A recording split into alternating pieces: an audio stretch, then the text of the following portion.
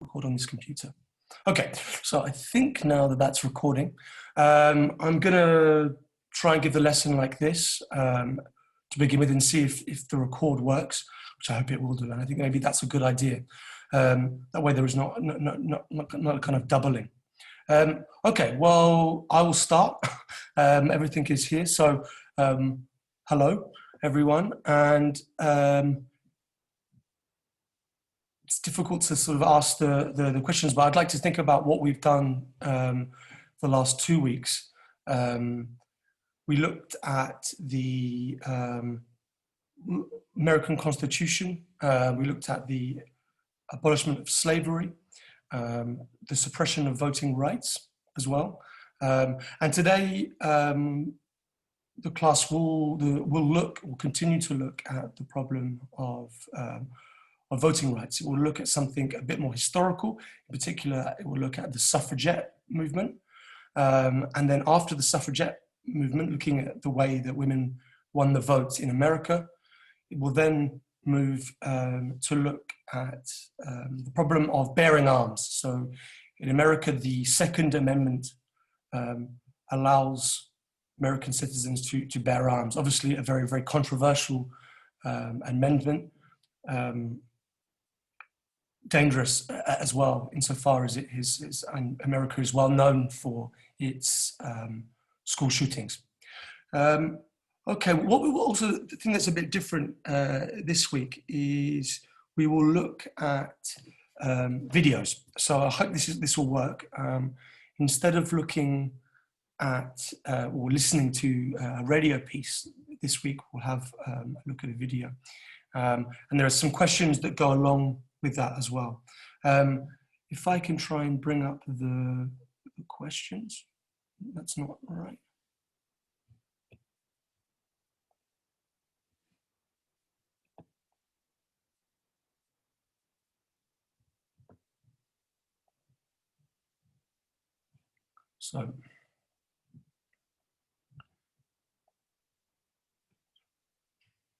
So these are the questions that I'd like us to think about when we're doing, when we're watching the video.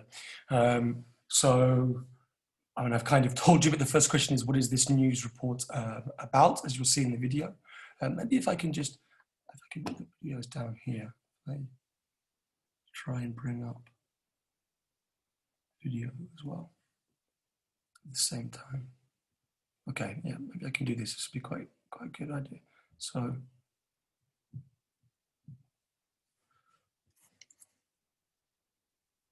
it will be on Amethyst, yes. Can everyone, if I'm going to take my headphones off as well, and I want to see whether you can you see the video? Yes, okay, good. What I'm going to do is I'm going to put the video next to the questions. Should work. Okay.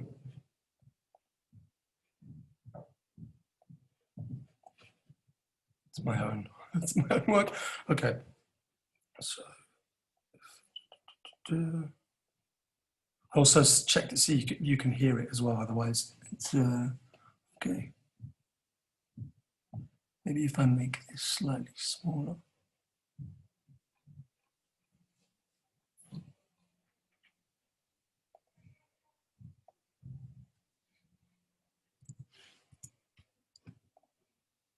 If I do this.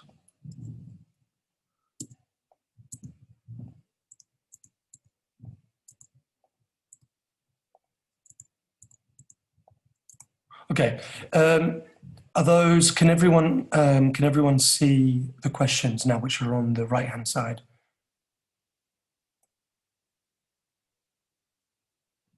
Okay, great. So there is the questions, and there will be the video.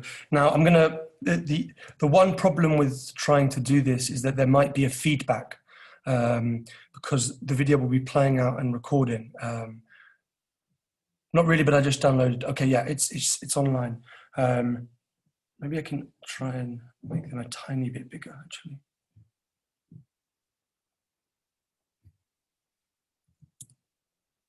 Maybe 12 might even work. Is that better? Maybe that's slightly bigger.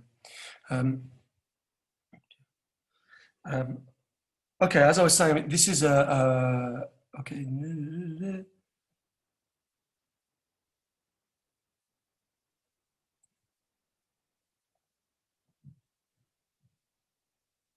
Good idea.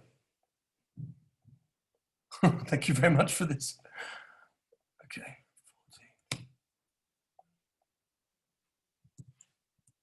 Oh, there you go. That should be much better. Now you should be able to see it.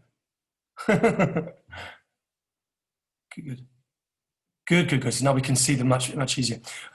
So as I was saying, as you can see, the women's vote, this maybe the first question is kind of already answered also in the image. But this video, I will play this video a couple of times. I'd like to first check to see whether you can hear it. Of women obtaining the right to vote. As we commemorate the moment, we remember they weren't given the right, they fought for it. Okay. Can we hear that? I'll try it again. Yes, we can. Okay, and the sound is fine.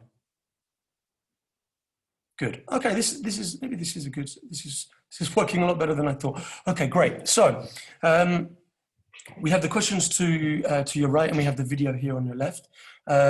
So maybe we could just have a look actually at the questions. It might help first. Maybe I'll speak through them. So number one, as I said, maybe it's quite self-evident. What is the news report about? So number two, what changed and how long did it take? What were some of the tactics used to reach this outcome? How did the congressman describe suffragists? Which amendment was changed? What kind of discriminations took place around this time? What reasons? Outcomes means résultat. So what were the résultats of so outcome is like, yeah. So what tactics were used to reach this, reach these results? Which amendment was changed? What kind of discriminations took place around this time? What reasons did women give against? So what reasons did women give against women's suffrage? Who was excluded from this change of the amendment? So this historical change of the amendment. And now this is about the present. How many women legislators are there now in or on Capitol Hill? Capitol Hill being the domain of the senators. Okay, so are there any questions about these questions? Any other words that we don't know?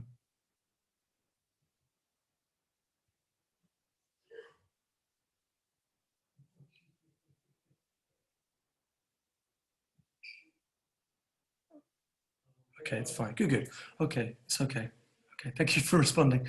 Good. Okay, so I will now play the video.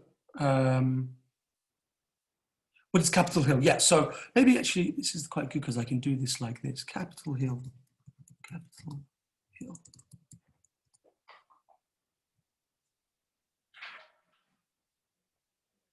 So Capitol Hill, as you can see here, is the seat of the US government. It's where the Senate meets. So House of Representatives, the Senate, and the Supreme Court. So it's kind of literally on a hill, and it's kind of the seat of the US government, mostly kind of the legal legislature of America. So different from the White House, which is the seat of the president. This is the seat of the elected senates and the representatives. Okay. Let me just quickly give a. So yeah, it looks like this. There you go. Okay, so I'll go now back to the. Yes, you could ask a question, Eva. Oui, vous m'entendez? Yep.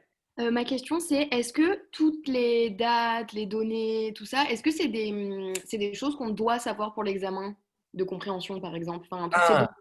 Oui, normalement non. Je pense que en fait, pour la compréhension, ce qui est important, c'est que c'est de répondre aux questions et que l'information va être dans la vidéo. Du coup, je pense que, ouais, il n'y a pas de souci d'avoir une espèce d'histoire générale, en fait. Ok, Ouais, super. ok. Merci.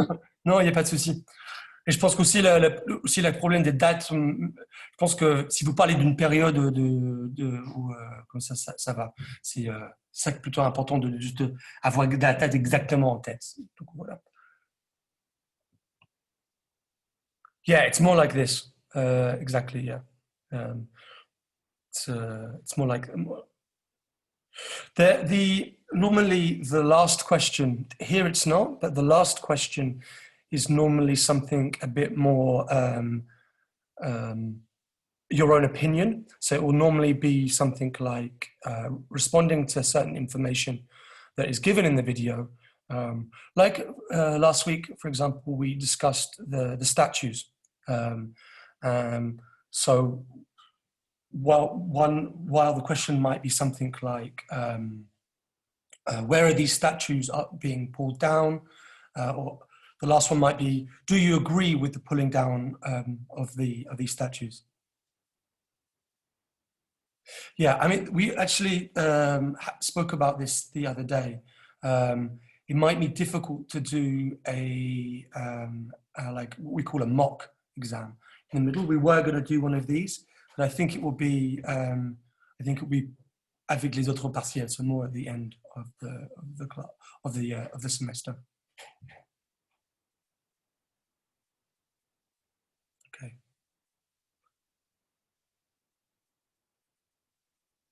Any other questions before we put the video on?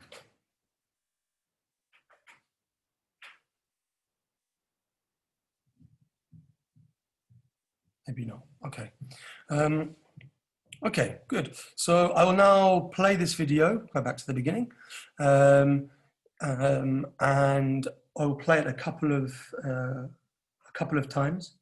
And we have these questions on the right. Once we go through it, then I will obviously go through I think we'll go through the answers together. There is then also another video, this one being about the historical issue, the other one being about a current issue. Okay, so I'll put the video on now if we are ready. This week marks the 100th anniversary of women obtaining the right to vote.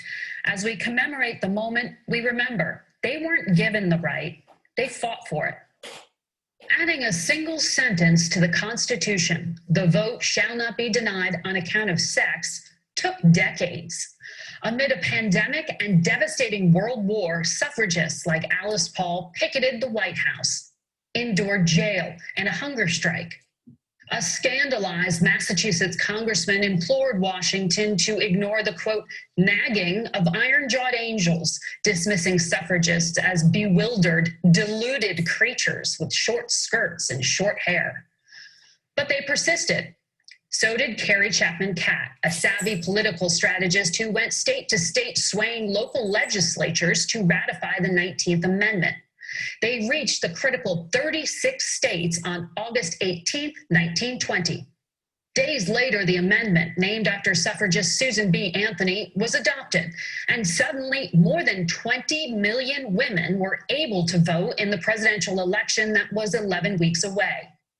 We often think of enfranchisement as a natural democratic evolution, but it wasn't easy to convince men to share power.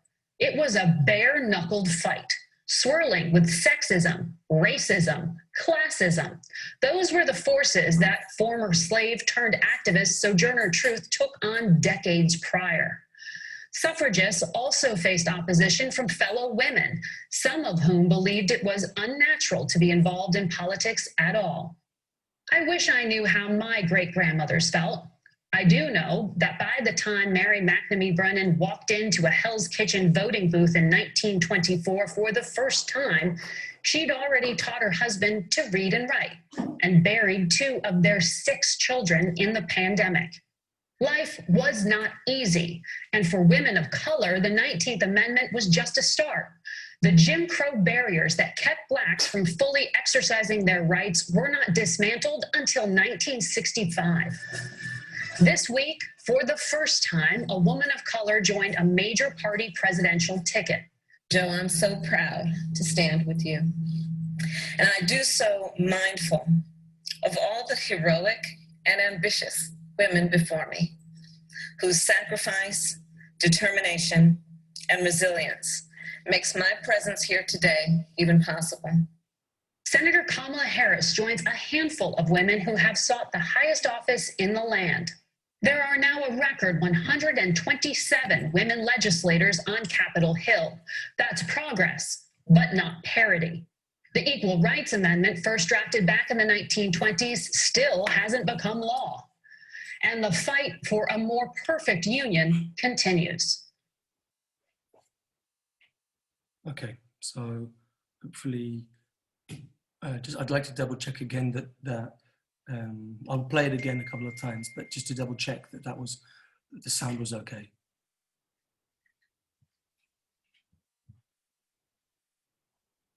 Good. Okay. Thank you. Okay. So I'll put it on again 2 more times, and then we will have a look at the questions, and we'll see maybe if you could, if someone would also like to try and answer these as well.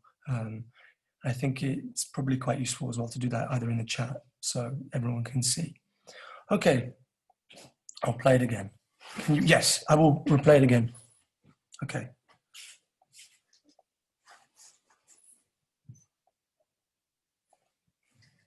This week marks the 100th anniversary of women obtaining the right to vote. As we commemorate the moment, we remember they weren't given the right, they fought for it. Adding a single sentence to the Constitution, the vote shall not be denied on account of sex, took decades. Amid a pandemic and devastating world war, suffragists like Alice Paul picketed the White House, endured jail and a hunger strike.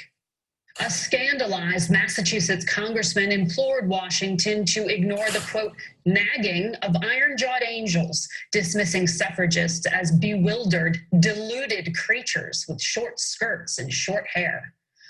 But they persisted. So did Carrie Chapman Catt, a savvy political strategist who went state to state swaying local legislatures to ratify the 19th Amendment. They reached the critical 36 states on August 18, 1920. Days later, the amendment, named after suffragist Susan B. Anthony, was adopted, and suddenly more than 20 million women were able to vote in the presidential election that was 11 weeks away.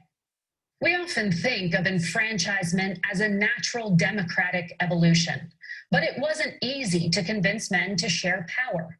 It was a bare-knuckled fight, swirling with sexism, racism, classism. Those were the forces that former slave-turned-activist Sojourner Truth took on decades prior. Suffragists also faced opposition from fellow women, some of whom believed it was unnatural to be involved in politics at all. I wish I knew how my great-grandmothers felt. I do know that by the time Mary McNamee Brennan walked into a Hell's Kitchen voting booth in 1924 for the first time, she'd already taught her husband to read and write and buried 2 of their 6 children in the pandemic. Life was not easy, and for women of color, the 19th Amendment was just a start. The Jim Crow barriers that kept Blacks from fully exercising their rights were not dismantled until 1965. This week, for the first time, a woman of color joined a major party presidential ticket. Joe, I'm so proud to stand with you. And I do so mindful of all the heroic and ambitious women before me, whose sacrifice, determination, and resilience makes my presence here today even possible. Senator Kamala Harris joins a handful of women who have sought the highest office in the land.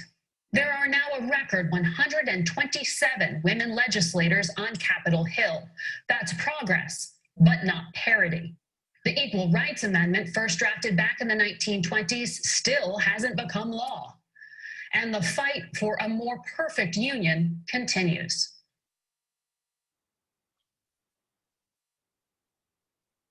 Okay, so I will, again, I hope that was okay. I will again put it on for, yep, I will on, so it's the same person. I will replay it for a 3rd time. Maybe actually just to say, do we know the notion of, just to help you with the video, do we know the notion of enfranchisement? Enfranchisement. Because someone could respond maybe in the chat.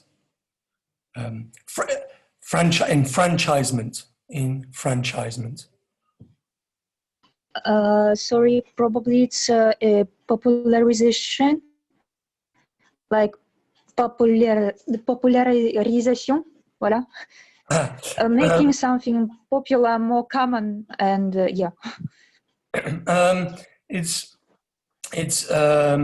enfranchisement it basically means let's have a look. Let's put it up here. Enfranchisement. So enfranchisement, it's linked to basically the vote. So the enfranchisement. Should I get up? Maybe to get up a. So it's the giving of a right or privilege. So especially the right to vote. So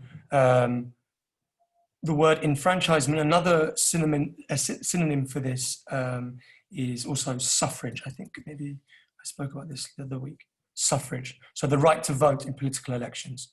So we talk about universal suffrage, which is universal suffrage. Universal suffrage being the right for all adult citizens. So yeah, as you can see here, regardless of wealth, income, gender, social status, race, and ethnicity, or any other restriction. So enfranchisement, if I go back, maybe I can just put this here quickly into the chat. Okay. I will, any other questions, actually? Any other questions quickly before I play it for the last time?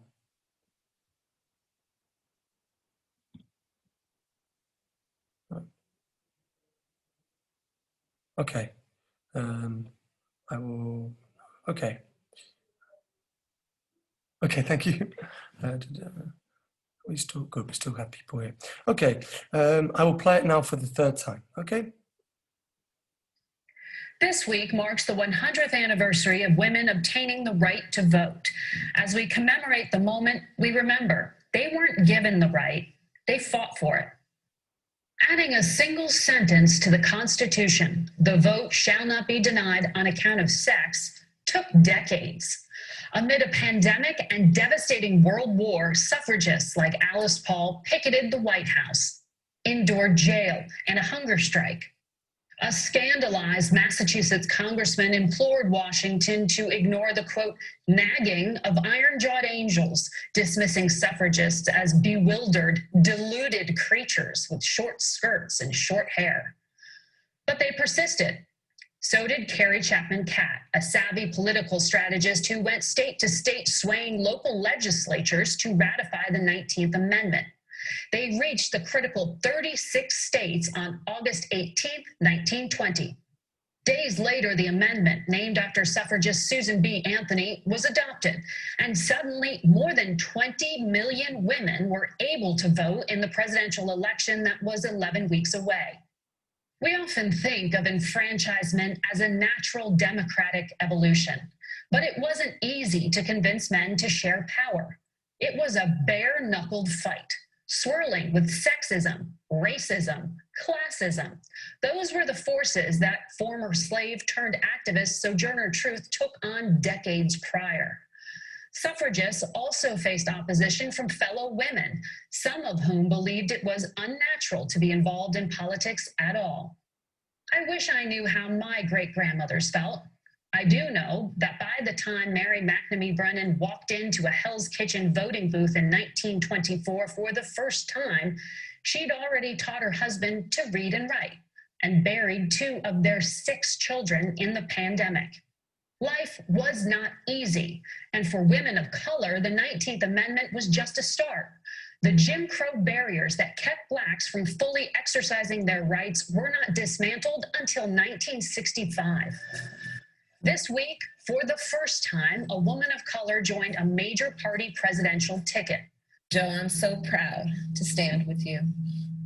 And I do so mindful of all the heroic and ambitious women before me, whose sacrifice, determination, and resilience makes my presence here today even possible. Senator Kamala Harris joins a handful of women who have sought the highest office in the land. There are now a record 127 women legislators on Capitol Hill. That's progress, but not parity. The Equal Rights Amendment, first drafted back in the 1920s, still hasn't become law. And the fight for a more perfect union continues. Okay, so that's the end of the video. Now we've done it 3 times. Maybe I've got my answer sheets, which I'll put up as well. But maybe we could try and answer some of these questions together. So firstly, if someone, so what is this news report about?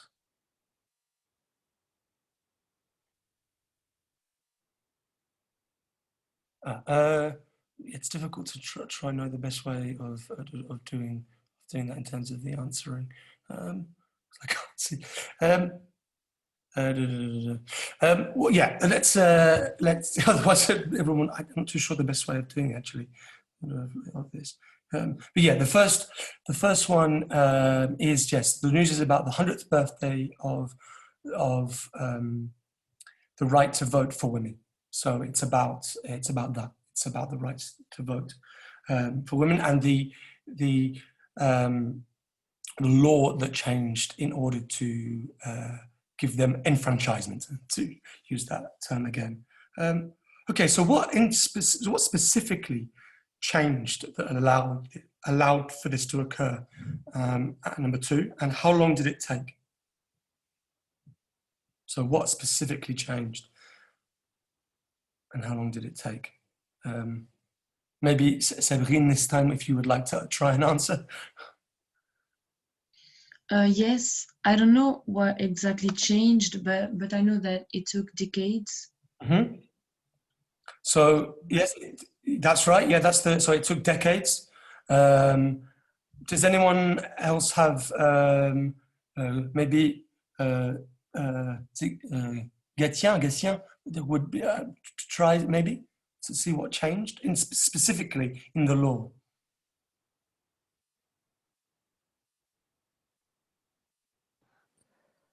Can you hear me? Can you hear me? Yep. The vote on economic sex, is it? Yes. Good. So if I actually will go to this in the video to show you, so we can go.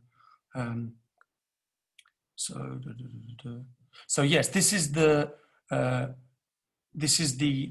of the change in the law. So the right of citizens of the United States to vote shall not be denied or abridged by the United States by any state on account of sex. So it's on the account of sex is the thing that changed in the law that then made it possible to vote.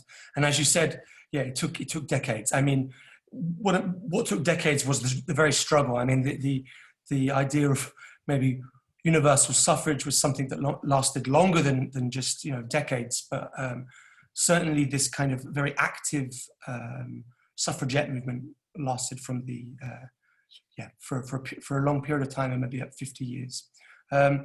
Okay, so also in the video talking about these suffragists and suffragettes, as they're often called. There is a slight difference actually between, which wasn't spoken about, between suffragettes and suffragists, and this actually is about their tactics, or their what they used in order to try and gain the vote. Although suffragists is the kind of more general term, the suffragettes in Britain, for example, used much more direct action, which some of these tactics were used here, and the suffragists tried to use legal arguments. That was the distinction in Britain, at least, and I think in America it was something fairly similar. So the suffragists tried to use legal action, and the suffragettes used more direct action. Okay, so in number 3, exactly, Thank you, Séverine, for writing that. Yeah. It's a kind of distinction I think there's much clearer in Britain than it is maybe in America. When you study the history of the women's right to the vote, this is the distinction that is often spoken about.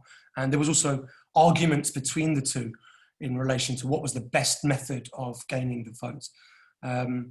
Okay, so, okay, yes, maybe you would like to write that in the chat for people to have a look at. Okay, so what tactics were spoken about in this video? I don't know if I can try to answer. Yes, of course. I don't know if it's tactics, but women save all the country during the Second World War. So I think it's a good argument to the yeah. Yeah. So yeah, no, I mean generally I think that's it's a historical fact. Yeah, that because of the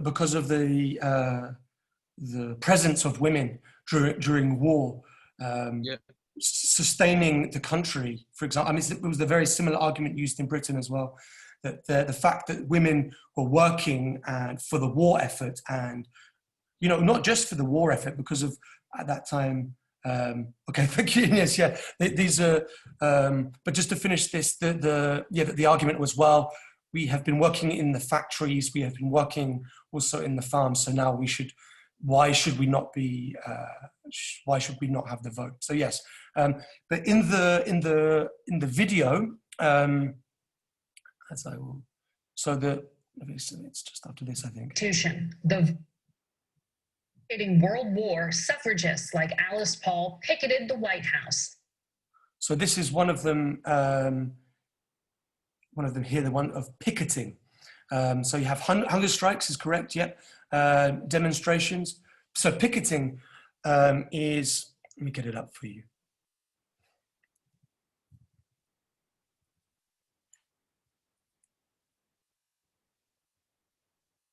So picketing is a form of protest, as you can see here. It's often, so it's a non-violent. They often stand in front of a particular building, an important political or historical building, in order to get their voice heard. So it's different from, if you will, a manif or a demonstration or what we call a rally. It's which often involves obviously the movement, and it's a form of non-violent, a non-violent protest. Although picketing can sometimes turn violent, because of the police, is a form of non-violent protest. The other important thing about picketing is, for example, if there is a general strike, so grève générale or grève, often what someone who is picketing will do is to stand in front of their factory. They will stand in front of their factory and not enter, as a kind of form of protest as well. And you have this idea also of what's called crossing the picket line, which I will put it up here.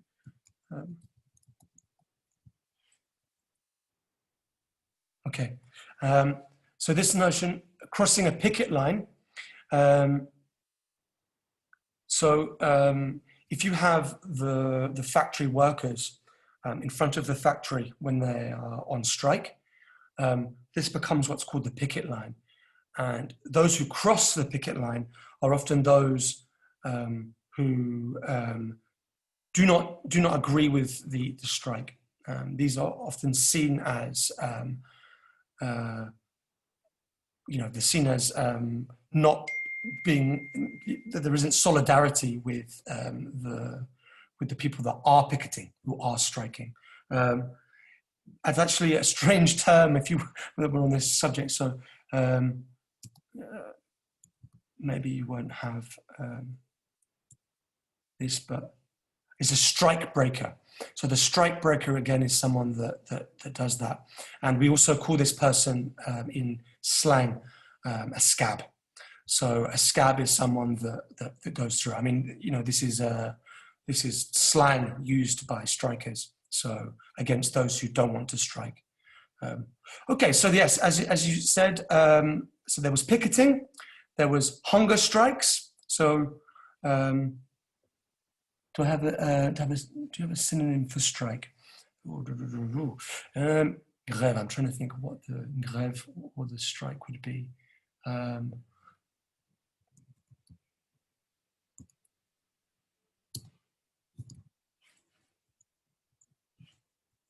Problem is, it's quite a general term. So, yes, maybe here you go. We sometimes call it industrial action. Actually, a riot is more émeute. So it's a strike has to be legal.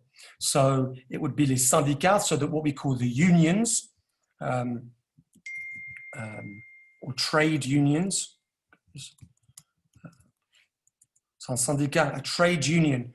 So it was association of workers. So the trade union has to vote in order to strike. So a riot would be something which you could call maybe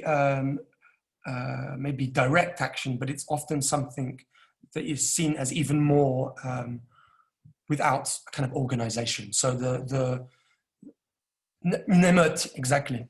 Une émeute is a riot. So often seen as without organization and illegal, whereas strike, or as I just seen there, the notion of what we call industrial action is again a type of strike.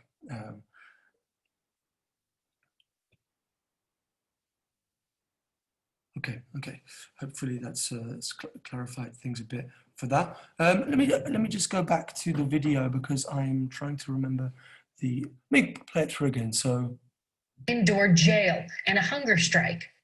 A scandalized Massachusetts congressman implored Washington. I've got the answers. Just double check that there are others. I've got the answers here. 1 second, and I will have a look at these.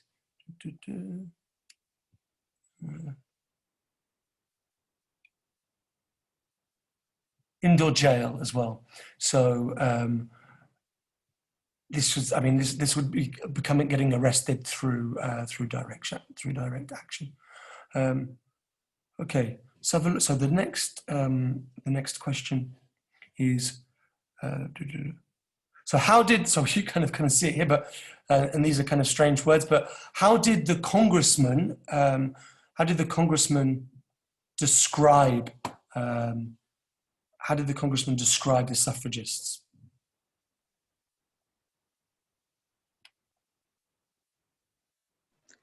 Can I answer like that, like in audio?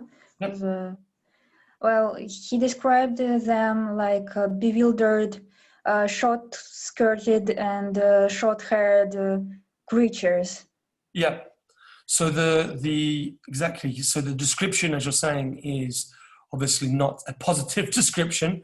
Talking about their short skirts as a kind of way of indicating that they were what we might call loose women, or women that weren't,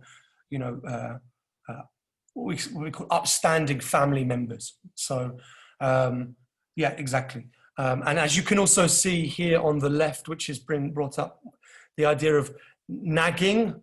So nagging iron-jawed angels. So do we know what the word nagging is, to nag? Can I answer? Yes. It's a way of answering, a way of talking, but proudly, and I don't know how to explain it, but it's very negative. It's a way of speaking a lot and being very proud. Mm-hmm.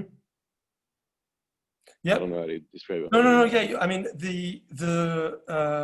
you're right. I mean, this term is as you said, it's a negative term, and it's usually used by men to talk about their wives. I mean, it's still used, and so I'm not too sure what the translation would be actually, but I would explain it. So if I was nagging you, it would mean something like, I wanted you to clean up your bedroom all the time, or I kept on talking to you in your ear and I kept on complaining about you. And it normally has an idea of telling people what to do, exactly, yeah. An idea of telling people what to do. Maybe if I can quickly find actually on word reference, I'm sure you guys know of this.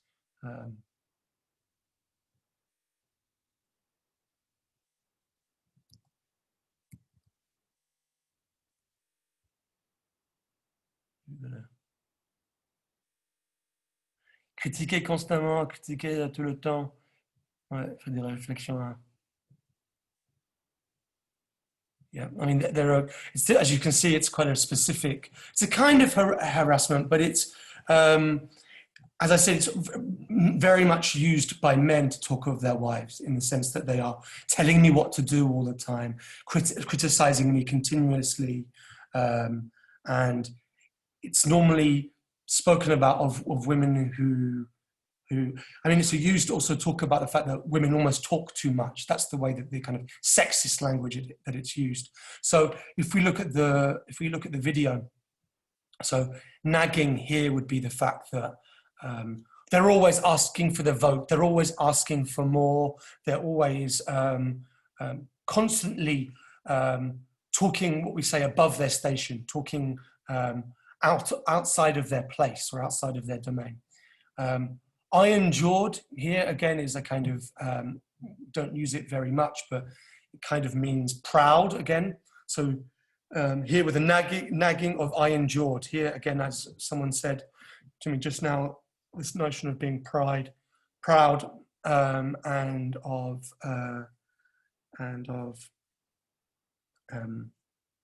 being consistent or strong-willed. Okay, I realize actually now that the time is going on, so I want us to get through. We're supposed to look at another video, but I will go through, let's go through these. So which amendment, number 5, which amendment was changed?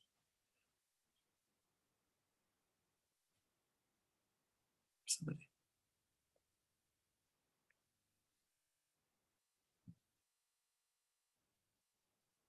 19th, good. Okay, so yeah, the 19th amendment was the, no, it starts in 10 minutes, so don't worry. Yeah, it was the 19th amendment which was changed, and as I remember from the beginning, it was this particular line about discrimination on account of sex that was included. So here they described, in the video, they described different types of discrimination, which discriminations were taking place at that time.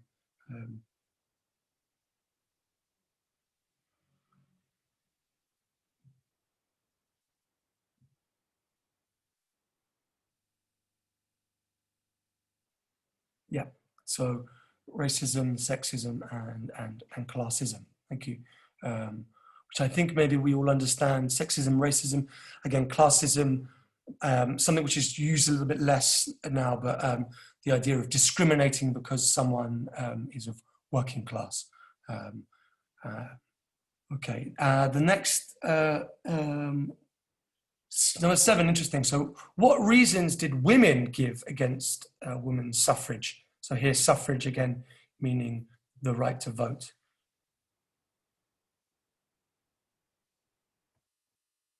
Did anyone get this?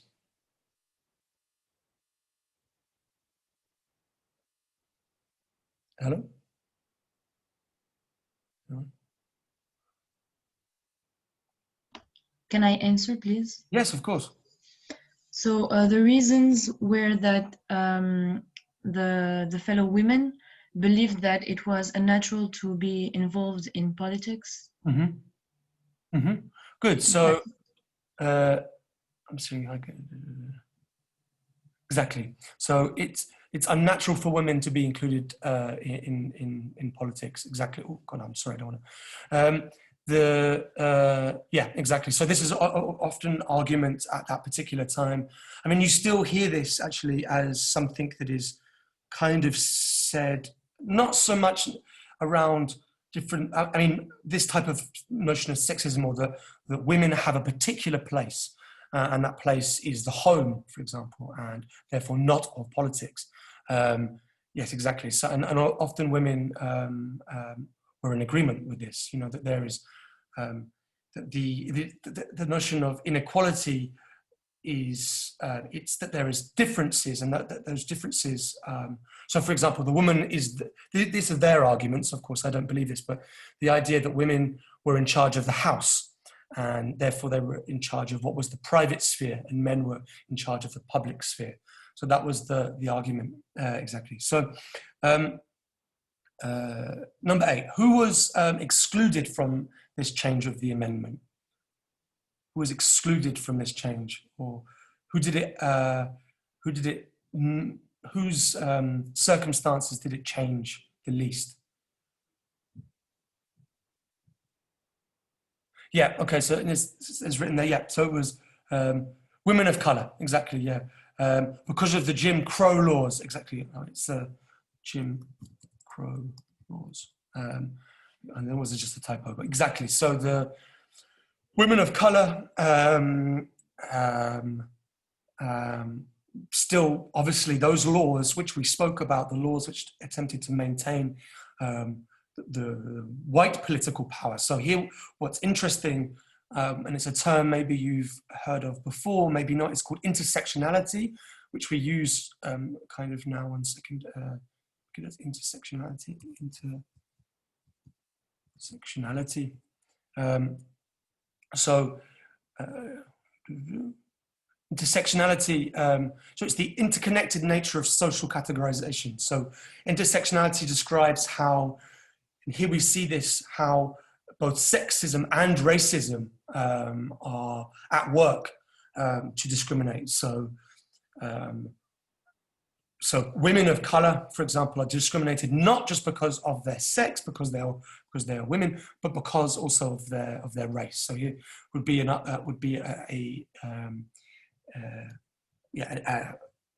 case of intersectionality, the ways that those work, and of course, then again, class being within that as well. So of course, many women of color being also of working class, especially at this particular time. So yeah, okay, good. Last question is, yeah, so number 9. How many, this is kind of quite a simple question, but how many women legislators are there now on Capitol Hill?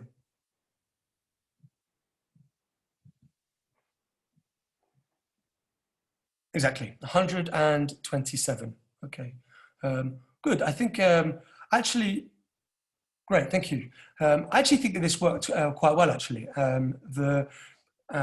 We've got 5 minutes. Maybe what we can do is look at the other video quickly, and then I will start the lesson with the other people. But because didn't quite have enough time, but we'll play the next video because it's a different subject, but again to do with the amendments and the notion of the Constitution in America, Constitution. So if we don't mind, I will put this second video up, do the same thing. I will put maybe these answers up also online, so you can have them.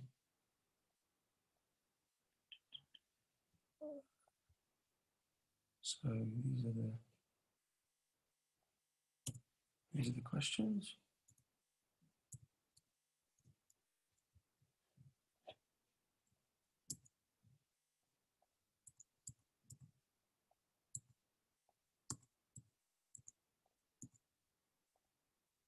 Okay, so I have these questions to the right.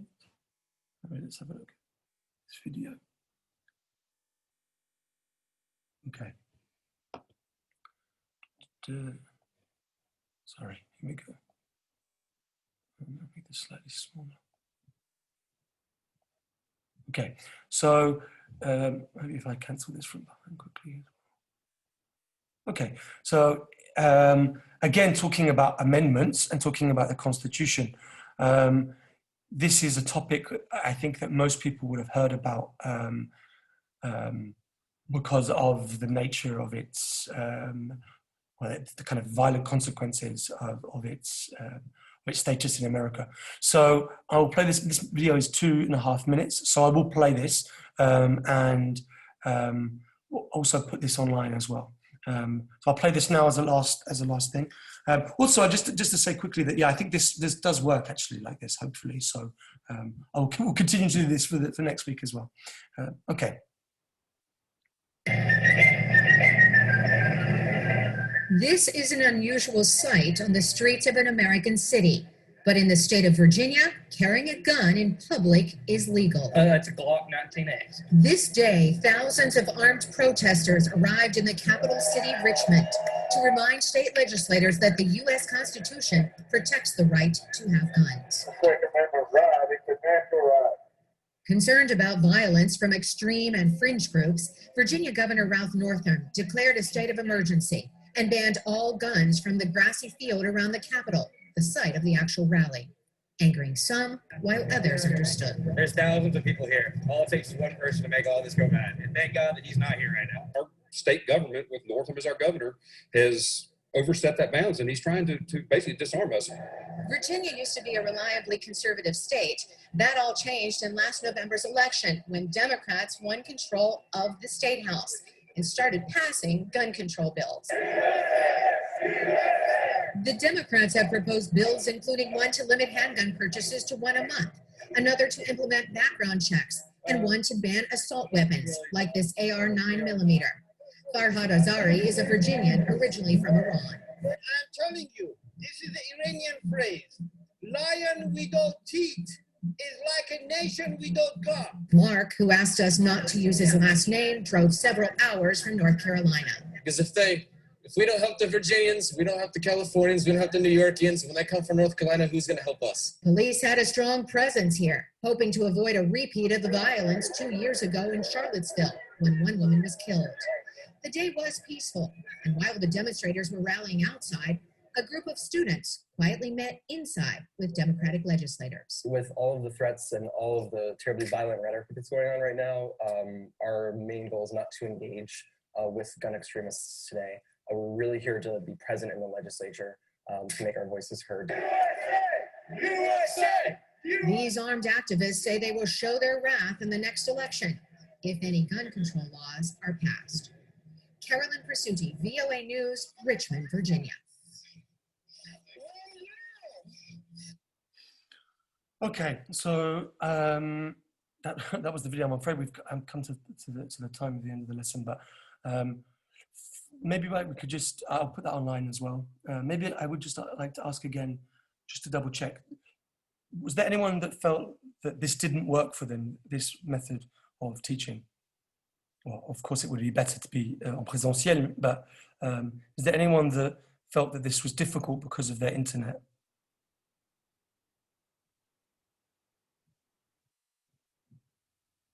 Okay.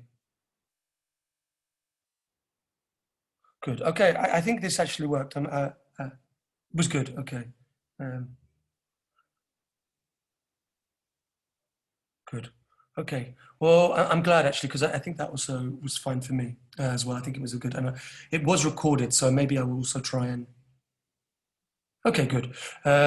Try and also put that online as well. Okay. Well, thank you very much. I've got to change Zoom now, and yes, okay, well, this is good. I'm glad that it works, and if you've got any questions, also send me an email. I will put this online again so that you can do it if you want at home. Okay, well, thank you very much, and see you next week. Okay, goodbye.